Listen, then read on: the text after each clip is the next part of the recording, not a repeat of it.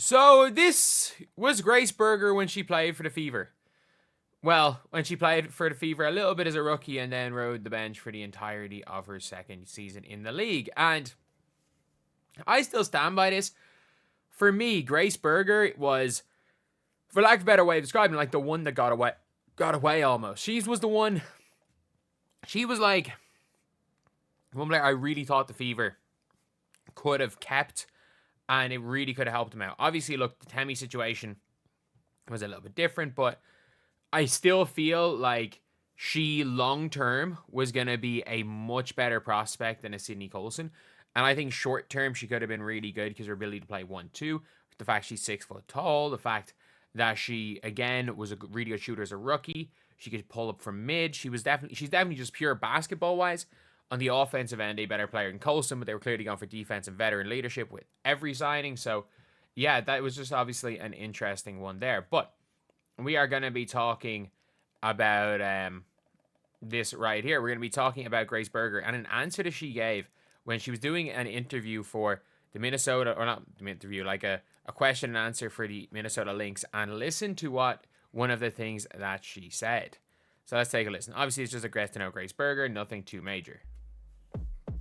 Where are you from? Louisville, Kentucky.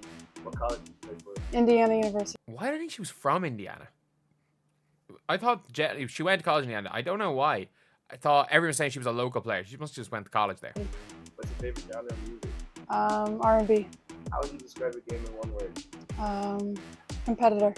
What are you most excited for this season? To get to meet my new teammates and join a winning culture. And that is the big question. That is the big thing. Yeah, obviously, yeah, I get it. Like, it's a team that has won more, but this is what her answer was for what are you looking forward to? Join a winning culture. To join a winning culture. Ooh. That is a knock on the previous reign of Indiana. Because I stand by this. No one would say what Indiana has right now is not a winning culture. Hope she can stick on the Lynx roster. I think she does. I think if she wasn't going to make the roster, she would have just went to somewhere like the Valkyries. Like, there were plenty of free agent places that she would play and be in the rotation. She would have gone to the Mystics and walked in as their starting point guard. There's plenty of places. But the fact is she's saying that that joining a winning culture is one of obviously is the biggest reason for, well, biggest thing she's looking forward to. Means obviously, look, she did not come from winning culture, and that is a fact. That is an absolute fact, because you had a team, and this is the one thing I always, as a player, I always hated. I always hated when the players on the team, their goal was anything other than to win every game. Like, I've played on teams, in fairness, it's like, it's a lot of, I don't know, maybe even coaching nowadays. Whereas, like, look, I never played at the highest level, but a lot of it was very rare that I played in a team where we didn't expect to win every freaking game we played. And it's just always been my attitude in sport is that. And every single player on the Fever was like, make the playoffs, make the playoffs, make the playoffs. Like, to make the playoffs, they needed 14 wins. 14 out of 40. They could have gone 14-26 and still made the playoffs. And that was the team's goal. And I understand they had a playoff drought. I understand that. But it's like, you could tell the players on the team early on in the year. And then you could also tell the players whose goal was to win a damn championship. And that is how everything's now changed in that team. Like, their culture is winning.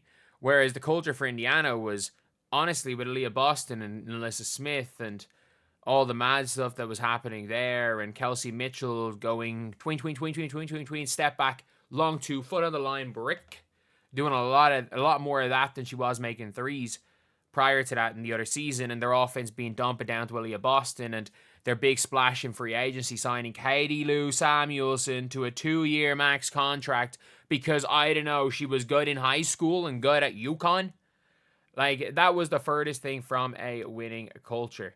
And I would have loved to have seen Grace Berger stay with Indiana because I do think she could have been a player. I stand by this. I still think she could have been a player for Indiana. But it's real clear with her that she's coming from something that maybe wasn't the greatest culture, which obviously everything's changed. Look, Herb Simon brought in Kelly Krauskopf straight away, or Krauskopf. I've mispronounced her name so much. I need to make sure I get this right. I always put the R in the wrong place. Is it...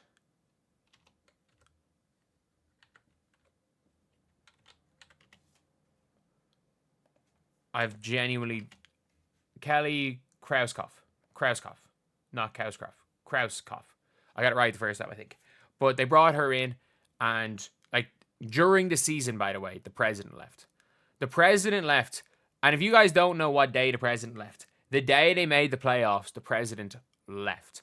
Then Kelly Krauskopf came in, and obviously she was known for all the work she had done with the Indiana Pacers and with the Indiana Fever back in the day. And you just knew when she came in straight away, you knew something was going to change. Like Lynn Dunn, Christy Side was Lynn Dunn's coach. Lynn Dunn stepping down very quickly, probably being told to step down. She steps down pretty quickly. And when she stepped down, Christy Sides' days were numbered. We all knew that. And obviously with Christy Sides, like when Kelly Krauskopf, just every time she was asked about Christy Sides, all she did was talk about how good a person she was. Not one word about basketball. So that means when people go like that, it probably means you're done. Probably means you're done, but we don't want you to stop you from getting another job. Clearly, no other teams rated her. And obviously, since then, there's been a whole bunch of things. And unfortunately, as part of the winning culture, they did deem Grace Berger to be surplus to requirements. And I am always disappointed about that. And I hope, I like the Lynx. I own a freaking Lynx jersey. I went to see the Lynx in the WNBA finals. I was hardcore supporting the Lynx. And if you're asking me for a number 2 team, I will 100%. It will be the Minnesota Lynx. So I'm happy that she's there. And I would love to see... I'm shocked. I'd say if they hadn't already signed Heidemann by the time... Or had they signed Heidemann by the time to Grace Berger? Either way, I still have a weird feeling Grace Berger is going to potentially break in as not a starting point guard, but like someone to actually like run the point guard position, because Heidemann couldn't really do that, and Courtney Williams is a combo guard. Like have like an actual settle it down true point guard off the bench. But yeah, let me know what you guys think in the comments section below. And do you guys think that this was a knock or a shot at the Fever, which probably was, to be honest, but it's at least not a shot at the current Fever. And to be fair, none of us like that old regime of the Fever either as fans, because there was not a winning culture. So he's not wrong, to be honest. But anyway, I'll see you guys.